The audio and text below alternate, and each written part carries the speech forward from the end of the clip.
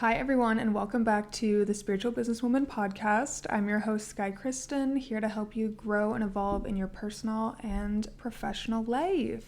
I am so happy to be back. I feel like life, work, traveling, everything has kind of been pretty overwhelming these past couple months, and I've honestly been dreaming of sitting down and recording for weeks now, so I'm so excited to be doing this. And today's topic means a lot to me. Today we're going to be talking about how to beat imposter syndrome. I personally have dealt with imposter syndrome my entire life, and it's not to say that I don't anymore, but I feel really called to talk about this, especially right now, because as I sat down to write this episode, I realized I have accumulated so many just lessons and tools that have helped me actually get through this. Like, of course, I still deal with imposter syndrome, but it's more of like background noise and less, front seat driver of my life. So if you are someone who has dealt with imposter syndrome in the past or are currently dealing with it and feel like it's just like stopping you from living your best life or starting that business or just actually being able to step into your most authentic self, I think you are going to gain so much from today's episode. So these tips aren't in order. I kind of just wrote them as they came to me, but as I sit and write, I feel like everything that comes from my brain, all the ideas that I tap into just get juicier and juicier. So I do think this episode's going to get better with time and as we get into it, but I did need to start off with what I think is like the number one reason people deal with imposter syndrome, and it's just a toxic trait that I know for a fact every single person who deals with imposter syndrome has or does this, and that is comparing yourself and your knowledge to other people. So obviously it runs deeper than this. I feel like just comparing ourselves and judging ourselves and seeing what other people are doing, and sometimes even comparing our day 1 to someone's day 300, which is just ridiculous. Obviously there's a lot of self-limiting beliefs that are involved in this and in this thinking and constantly comparing. But personally, I found that I'll notice my own gifts. I'll notice things that I'm good at, that I want to share with the world, that I want to tap into more. But I'll look in that space, and what happens is instead of being inspired, I just see it as like, well, this person is doing what I want to do, but they're like 10 times smarter or 10 times better or just speak better or look better, whatever it is. Like, why should I try? Like, if anyone is looking for this offering, they should go to this person. Like, yes, I can offer it too, but why would I? This person's way better.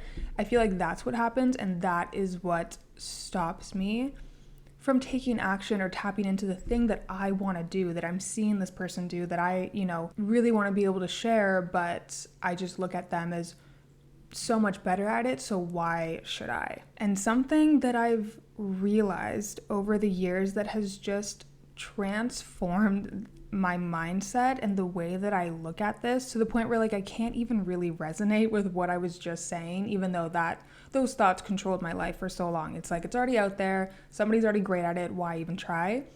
Now I see it as like literally everyone looks up to someone. Every single person, your favorite creator, teacher, mentor, influencer has a favorite creator, mentor, teacher, influencer.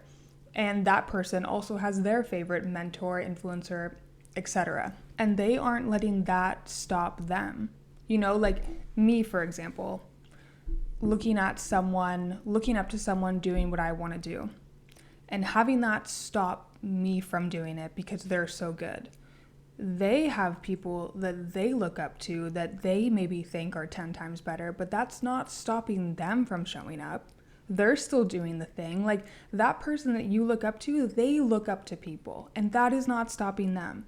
So I was looking at it all wrong. I was just like, these people already exist, I don't know, that business already exists, that product already exists, that idea is already out there, someone's already doing it, why should I? That was just the wrong way of looking at it, and that was just an excuse, honestly, when I was really just doubting myself. It's easier to, I feel like, it's less harsh on yourself when you're just like, oh, well, it's already out there, so I don't have to. That's less harsh to the brain than like, I don't know if I can do it, I'm doubting myself, that's like a tougher pill to swallow. That's maybe what the real issue is, and you might still be dealing with that, but everyone is always going to have someone that they look up to, and I think that's a good thing.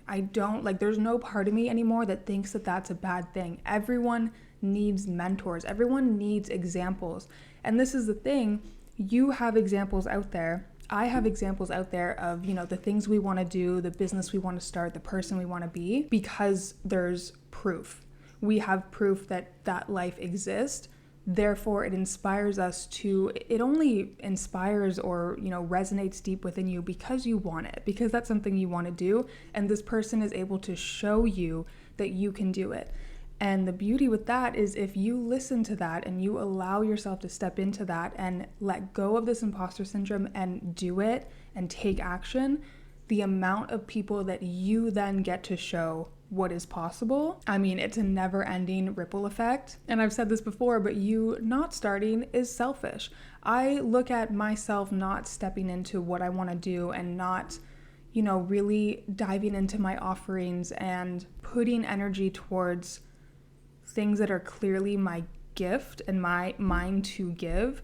I view that as selfish now. So again, comparing ourselves to others obviously is deeply rooted, could be attached to a lot of self-limiting beliefs, confidence issues. But if we can just let go of that for a second and look at it from the lens of, again, comparing your day 1 to someone's day 300, understanding that is not a fair comparison at all, and reframing our mindset to seeing what's out there that already exists, that resonates with you, that just deeply inspires you and motivates you, and just allow that social proof that already exists, that what you want already exists and is attainable. Let yourself tap into that inspiration and let it excite you about your day 300 one day. Who knows where you will be on your day 300? If you're not starting what you want to do, if you are letting your imposter syndrome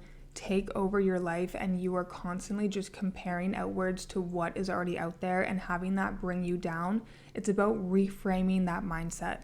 There is inspiration everywhere and you resonate with it because you want it, because you want to tap into your full potential of what that could look like for you.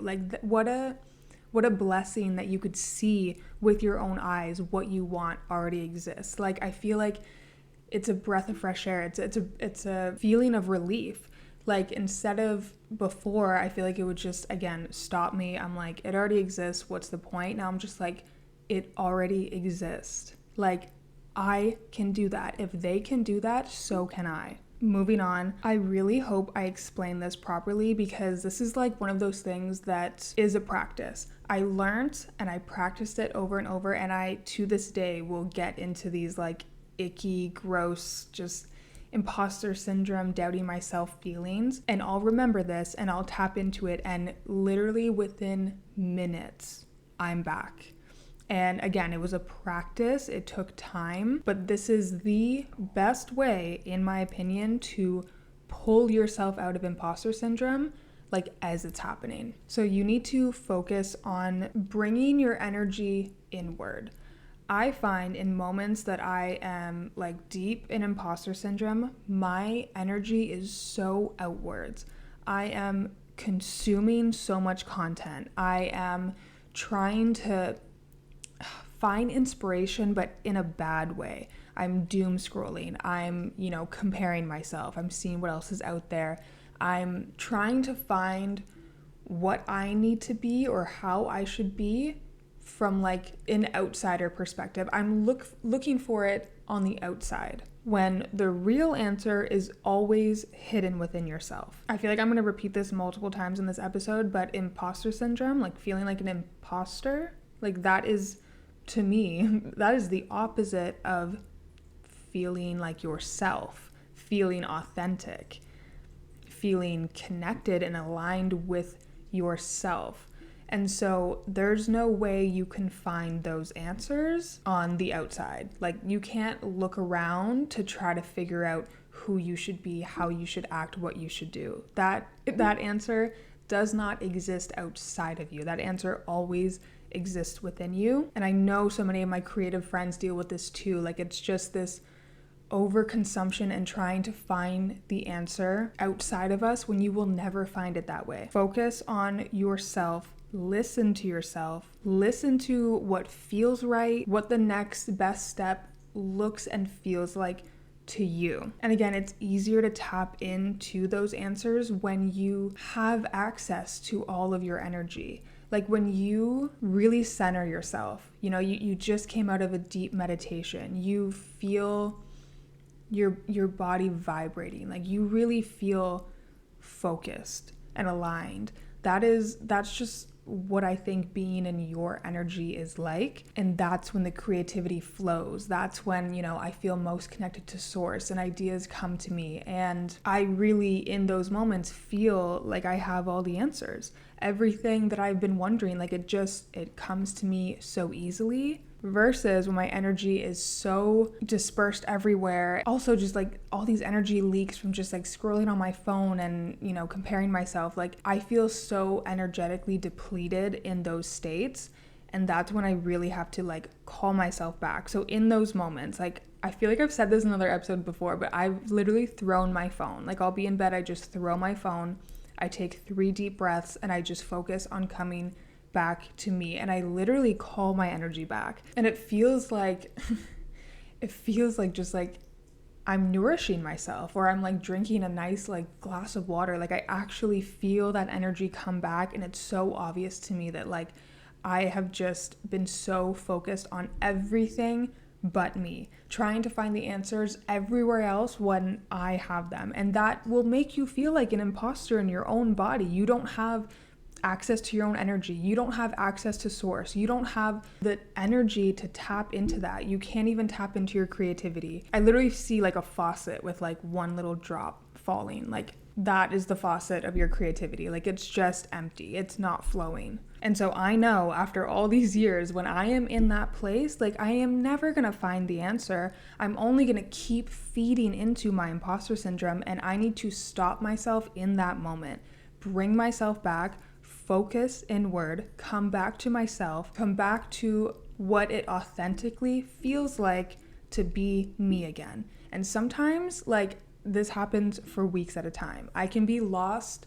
I can have like my energy distributed in a million different places but myself for literally weeks at a time. And when I come back to this practice, I mean, it literally takes maybe 5 minutes and I'm back. I brought all my energy back to myself. And it's almost like one of those light bulb moments every single time. I'm like, oh yeah, I have access to my energy that is like uniquely mine. And I just was like being reckless with it. And obviously I feel this way, Also, your energy speaks before you do. Always, always, always, always, always. I mean, literally, you can feel it in other people. If you're listening to this podcast, I know that you can feel your own energy and other people's energy. Like, you are tapped in if you are listening to this. So you know what I mean. People's energy speaks for them. It speaks before they do. And this is the thing. If you identify as an imposter, you will be seen as an imposter. Imposter syndrome is normal. Again, it still happens to me. I feel like especially to people who grow quickly, it's like you're constantly growing and learning and taking in so much so quickly, but I feel like in the 3D, like it takes time to fully step into that person confidently. So imposter syndrome is normal. But the sooner you can stop identifying as an imposter, the sooner you'll just feel like you deserve to show up confidently. You deserve to show up in the ways that you want to.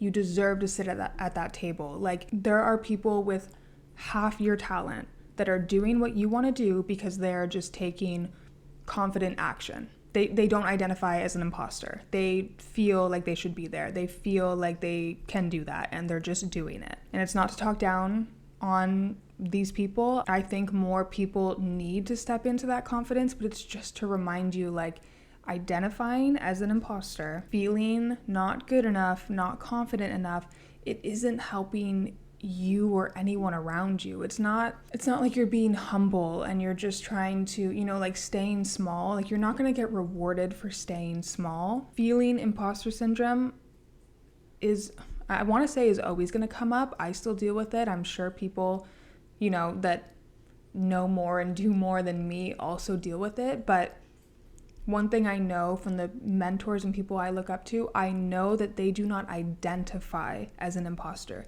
They deal with imposter syndrome, again, as like background noise, but it is not part of their identity to be that way. And again, we'll get into this later, but the more that you step into your authenticity, the less that you feel like an imposter. So you know who you are, you know what you want to do, you know what you're capable of, you know how easily you learn and evolve. Okay, that person is not an imposter. That is authentically who you are, what you know, what you're capable of, and what you want to do. Be that. Know that you will always have moments of dealing with imposter syndrome, but you yourself, you are not identifying as someone who is not enough, who can't do this, who doesn't know enough yet, who isn't confident enough.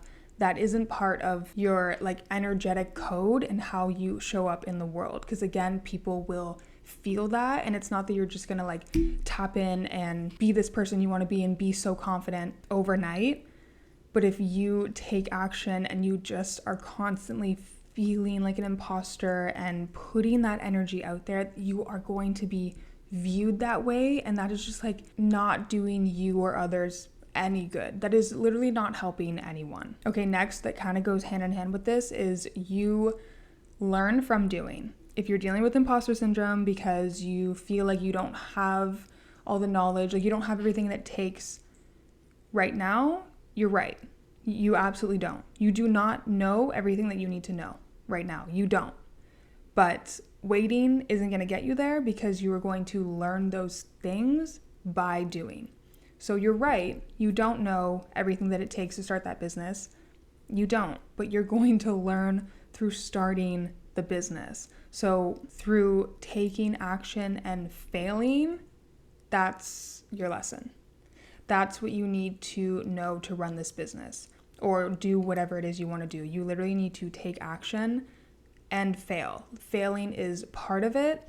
I think imposter syndrome is thinking, at least for me, like sitting back and thinking like, once I know I'll be safe enough to do this, or once I'm in this place and, I have this much knowledge, whatever, and I'll be able to start. And if things go bad, I'll be able to like take care of myself. You don't know that. Like there's no way to know that. Honestly, failing taught me more than success ever did.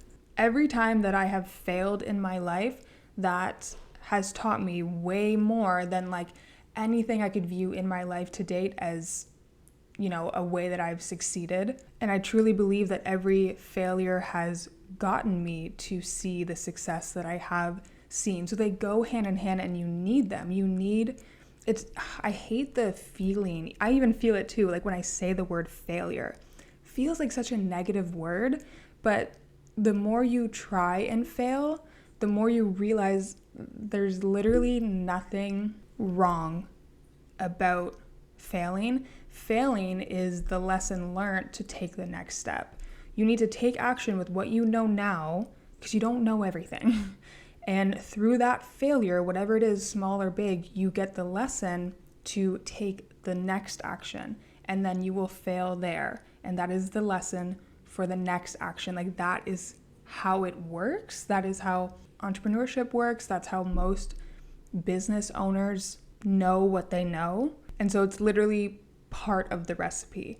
There's no avoiding it. There's no way through it. If you're avoiding going for it, if you're avoiding doing what you want to do, if your imposter syndrome is like telling you once we know we won't fail, like we'll feel safe enough to do this, that is a toxic loop that will keep you stuck, because there's no recipe where that exists. Maybe there is. Maybe for some people, they just born and they constantly succeed till the end. I mean, even saying that out loud, I literally want to laugh.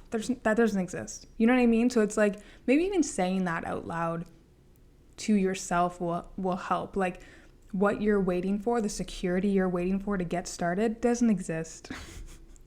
just starting and succeeding doesn't exist and has never really happened. And every single person who has amounted to who they want to be and has done amazing things and has had this successful business has failed multiple times because they started. They learned through doing, they failed through doing, and success came after that. Also, a small thing I want to add to this point is you can start now and change later. I mean, even with this podcast was originally called The Spiritual Outcast. And when I no longer resonated with the type of content that I was making and the name, I changed it to The Spiritual Businesswoman. And I'd be lying to you if I said I don't still now think of the next time I want to change the name. I'm not saying I'm going to, but it happens. It comes up in my brain. And at the end of the day, I'm just happy that I started, because even when I called it The Spiritual Outcast, it resonated, but there was part of me that was like, oh, maybe I just wait around and like maybe I just think a little longer of what the name should be. It's like, I'm just happy I started. I ended up changing it. I ended up having to take a new cover photo and changing all my titles and everything, but okay. And start now. You can always change and rebrand later. Okay, this next tip changed my mindset. This is the most recent one that I think it feels like one of the most mature ones as well. So I could tell that I'm growing personally and professionally, because I definitely dealt with being a little fucking baby. And let me get into it. It's important to know that winning isn't being perfect or being number one. Winning is learning.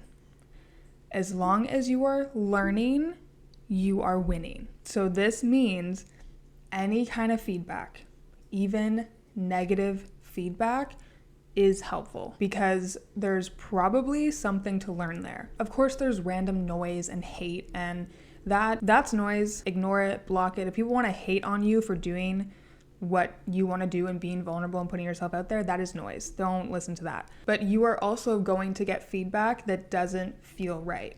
Constructive criticism, people saying how things can be better, or even not even people saying anything, you launching something and it not doing well. You working really hard on a video and it not getting views, whatever it is. And that feedback sometimes doesn't feel good. But I feel like a lot of self-sabotage comes from not wanting to deal with any negative feedback or any confrontation, or, especially when you really care about something, like when you want to launch a brand and you really care about it and you put your heart and soul into it, you don't want to hear anything fucking bad about it. So I feel like a lot of us, we self-sabotage and don't even start because we don't even want to hear anything bad about our ideas or what we're doing. And it's already really hard and vulnerable to put yourself out there. But through getting any kind of feedback, there's always something to learn. And I've truly changed my mindset to believe, so long as I'm learning, even if it hurts, even if it's like a little dagger, I'm winning. I am on the path to success. I am currently winning, because in this moment, doing the thing that I'm doing, I'm learning something. I just put time into this thing and it failed, or people didn't like it, or whatever the case may be.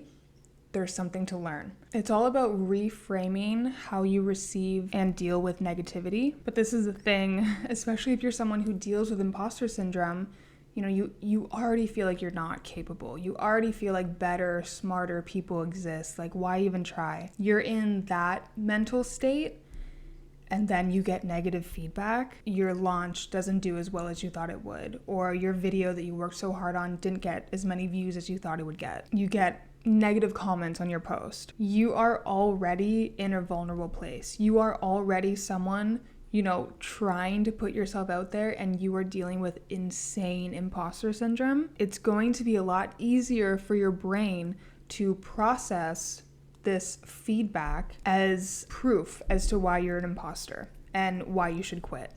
That is how your brain is naturally going to process that feedback. You're going to process that feedback as losing, when, again, we already said you learn by doing, and winning is learning. As long as you are learning, you are winning. So by doing, putting things out there, getting better, you are learning, you are winning, you are taking the steps. Like, this is all so positive.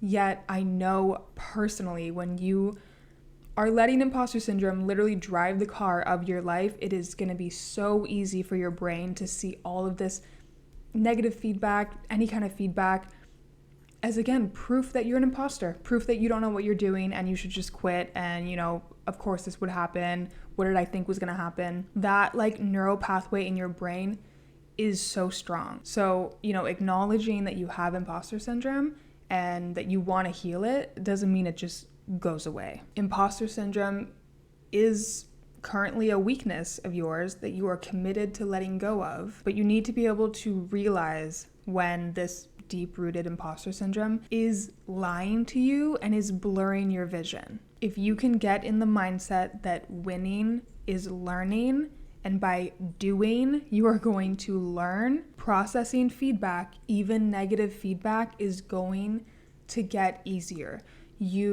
Again, I feel like with me, like I would just get emotional. I feel like I would take negative feedback as like, I suck.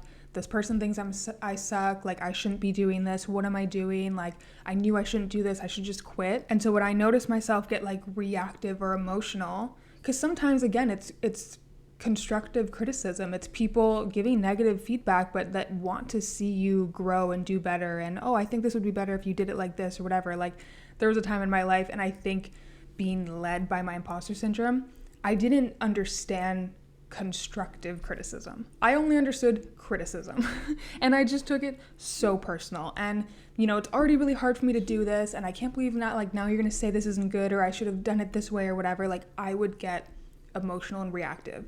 And so I feel like in the past year, I have gotten better at, again, hearing any kind of feedback, just receiving any kind of feedback for the things that I'm doing, the action that I'm taking, and genuinely looking at it as, okay, how could I be better? What can I learn from this? How can I improve and do this better the next time? And that takes me into my last tip for this podcast. And again, I feel like this last tip is a little more for the entrepreneurs or aspiring entrepreneurs, or someone, you know, you want to start that business, be a creator, focus on your brand, whatever it is. This is mainly for you, but I'm sure you can apply this to so many things. But if you want to own imposter syndrome and you want to allow her to take a little backseat in your life and be a little background noise and not run your life, then you need to be proud of your work before you post it or launch it. Being a marketing girly, I understand that numbers and metrics matter, and to a certain extent they do, because you do want to be looking at what is working and what isn't, so you can delegate more of your time and energy towards the things that are going to give you a better return. Trust me, I understand that, and I think that's a really good way to go about your business. However, external validation is not sustainable and will keep you living and creating for others till the day that you die. And also, at the end of the day, imposter syndrome is the symptom of not feeling authentic. You feel like an imposter in your own body and mind. If you are constantly searching for external validation, even if you get it, even if you achieve high levels of success by creating and living for others, you will not be able to escape the feeling of being an imposter because you aren't allowing yourself to tap into your authenticity. So when you can feel good and proud of the work that you are creating before you post it, again, going back to your energy speaks before you do, your work will say that. That energy will speak through your work. And others will feel that, which in turn will benefit your work. But this is the thing that honestly changed everything for me. When you can feel good about what you're about to post or launch, like when I watch back my podcast episode, I am so obsessed with the entire thing. I feel so proud of myself every single time. So when you can be in that place, when you can feel proud of what you are creating, of what you are offering, of your output before you post it, then once you do, and the world can now critique it, and you're getting a bunch of different opinions, maybe negative opinions, your imposter syndrome is going to kick in. It is 100% going to kick in. But now what you can do is come back to that feeling, because that feeling was real. You at one point felt very proud of what you just put out. And again, this takes practice, but when you can get good at this, coming back to that feeling, even in the worst case, even after being criticized, let's say, you are then owning your imposter syndrome. Even when your imposter syndrome is quote unquote right. It's never right, but you know what I mean? You're saying, yeah, that was a flop, or, that didn't land, or that launch didn't do good. I didn't get as many sales, whatever it may be, but I stayed true to me. I created something authentic. I allowed myself to be vulnerable enough to share it. I'm going to take this constructive criticism. I'm going to take what I learned from this experience, and I'm going to go see how I can make this better. And I'm going to do that again and again and again. And when you can step into this mindset, you are unstoppable, because you're not looking at hate or criticism or numbers and allowing yourself to believe these thoughts of like, oh, I suck, or I shouldn't be doing this. I knew I shouldn't be doing this. I knew I didn't have what it takes. You're not going to let yourself tap into that so easily. You're constantly allowing yourself to feel proud of your forward movement. You're constantly learning by doing, and you're going to take those learnings and just keep getting better and better and better at what you do, who you are, what your offering is, while always staying true to you. While always being proud of your work before you post it, before the numbers or criticism tell you anything different. That is just learning how you can be better in your authenticity, in your work, in your offering, what skills you might have to develop. None of it is negative. All of it is learning. Whether something does good or bad, there's learning in everything, but there is learning in the doing, which imposter syndrome is stopping you from doing. The biggest blessing to healing imposter syndrome and to actually feeling capable of doing the thing you want to do is by doing it. It's so simple. It's not easy, it's simple. Anyways, guys, I hope you enjoyed this episode. I hope you gained something from it. Please let me know if you did. Let me know what else you want me to talk about. I feel so proud to be able to be in this place and speak about these things, because even though I still deal with imposter syndrome, it has truly taken over my life for the majority of my life. I've only really been able to step into, this new confidence or just new trust in myself in the past probably 2 years. And a lot of it is just growing and, being more mature and not allowing myself to get so reactive to certain things and be so open to finding the lesson in everything, in all of it, the lesson in imposter syndrome. There are so many lessons for you to learn on the other side of imposter syndrome. If you are dealing with imposter syndrome, which I'm sure you are if you clicked on this video, you are dealing with it for a reason. Who knows where you picked it up, why you have this, who knows why I have this, but there are so many lessons and blessings for us on the other side of this, and if I could help you get there quicker, then my job is done. And if that's the case, I'm so happy you found this video. But anyways, I am going to log off, clock out. Thank you so much for listening, and I will see you in my next episode. Bye!